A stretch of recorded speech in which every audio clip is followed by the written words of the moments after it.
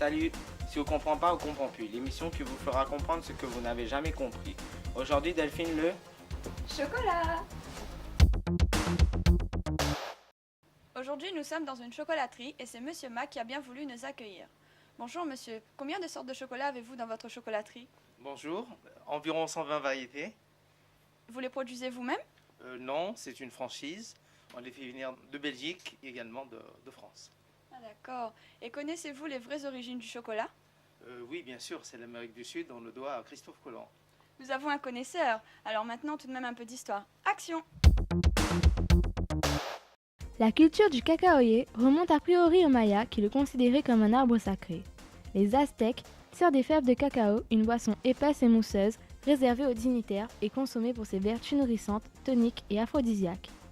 Christophe Colomb est le premier Européen à goûter au chocolat, mais ce sont les Espagnols qui commencent à s'y intéresser.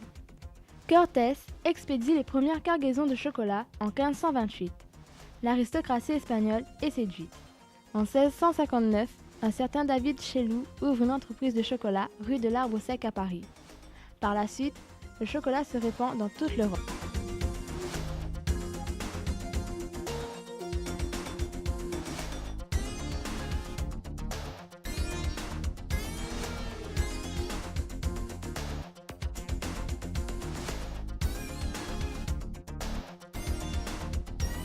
Moi j'aurais bien goûté des petits œufs rouges là. Et pourquoi pas ceux-là?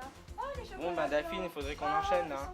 Oui, oui, vas-y, enchaîne toi. Mais t'es Ah, pas, monsieur, celui-là, mais t'es j'en pas ai trop possible. goûté. Bon, on enchaîne avec la fabrication du chocolat. Arbre tropical mesurant 4 à 12 mètres, le cacaoyer a besoin d'un climat humide et chaud. Les fruits, appelés cabosses, contiennent 25 à 75 fèves à l'arôme délicat et parfumé.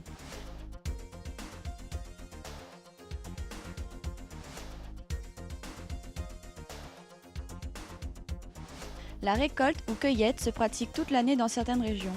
Il y a 2 récoltes annuelles, la première en juin et la deuxième en octobre. La cueillette a lieu lorsque le fruit devient orangé. On détache alors le fruit avec précaution pour le faire tomber sur le sol. Les cabossages consistent à séparer les fèves de leurs cabosses. On ouvre les cabosses dans le sens de la longueur d'un coup de gourdin.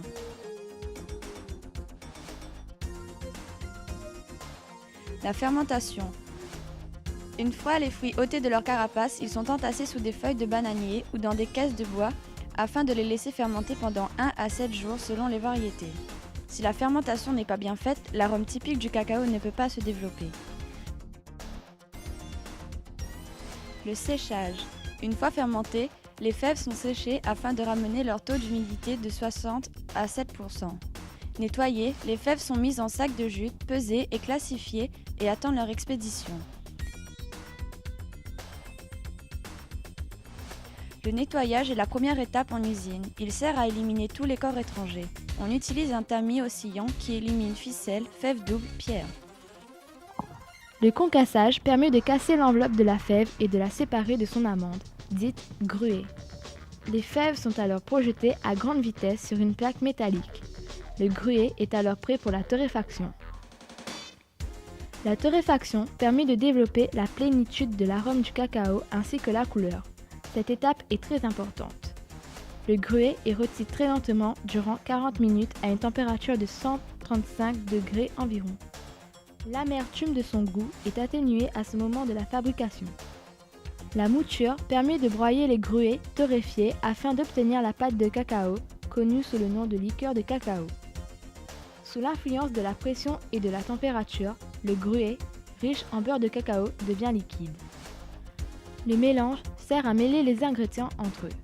Chocolat noir, à la liqueur de cacao, on ajoute du sucre et du beurre de cacao. Chocolat au lait, à la liqueur de cacao, on ajoute du sucre, du beurre de cacao et du lait en poudre. Le broyage permet l'affinage du chocolat. C'est une étape essentielle pour une bonne qualité de chocolat et pour éviter une sensation pâteuse en bouche. Le conchage permet un mélange des particules pour obtenir une masse homogène. Refroidie par le procédé de tempérage, la pâte est versée dans des moules. Un bon tempérage assure le brillant et le cassant du chocolat. Delphine, mais t'es nul, tu penses qu'à bouffer. Je vous rappelle que le chocolat a été longtemps consommé comme une boisson. Et ce n'est qu'en 1847 que fut commercialisée la première tablette de chocolat. Et top, t'as vu, je suis mieux que toi d'abord. Bon, d'accord. Maintenant, nous allons voir une fabrication pays. Oh, fais pas la gueule.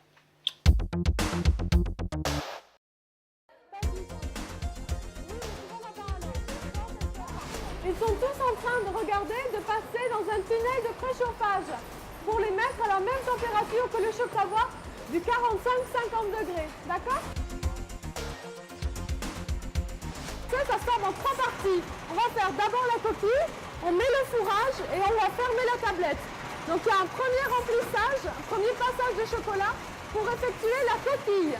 Voilà. Les vibrations, elles servent à bien étaler le chocolat partout et à faire en sorte que les bulles d'air remontent. D'accord?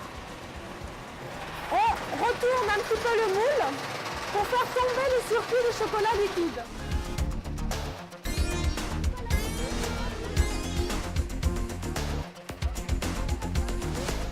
Il y a une différence de température nette puisqu'on est obligé de refroidir la coquille pour pouvoir mettre le fourrage et que ça ne se mélange pas avec.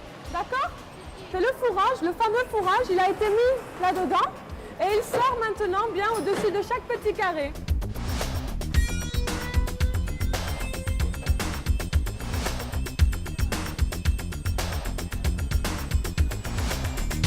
Et ici, vous pouvez voir de l'autre côté, le dernier remplissage pour le talon donc.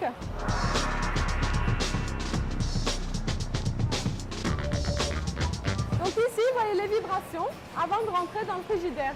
C'est la phase finale pour enlever les dernières bulles d'air du talon.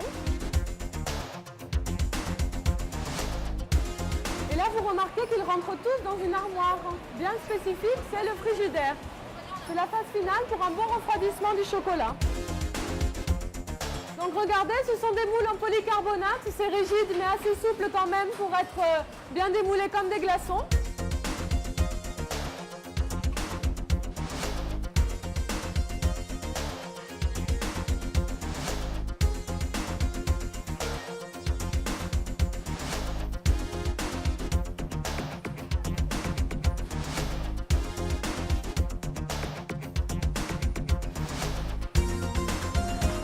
Ici, on arrive en zone de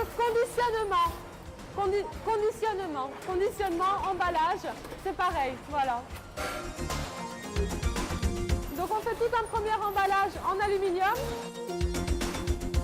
Et après, il y aura l'emballage définitif par-dessus l'aluminium.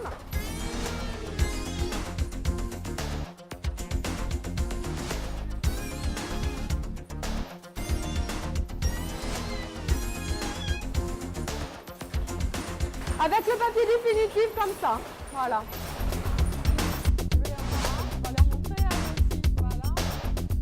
Voilà, maintenant vous savez tout sur le chocolat. Et si tu comprends pas, ben tu comprends pire. Bon, ben juste avant de vous laisser, un petit proverbe pour Delphine. 5 minutes de plaisir, 10 kilos de plus dans les fesses et 15 années de regrets. Allez, bye!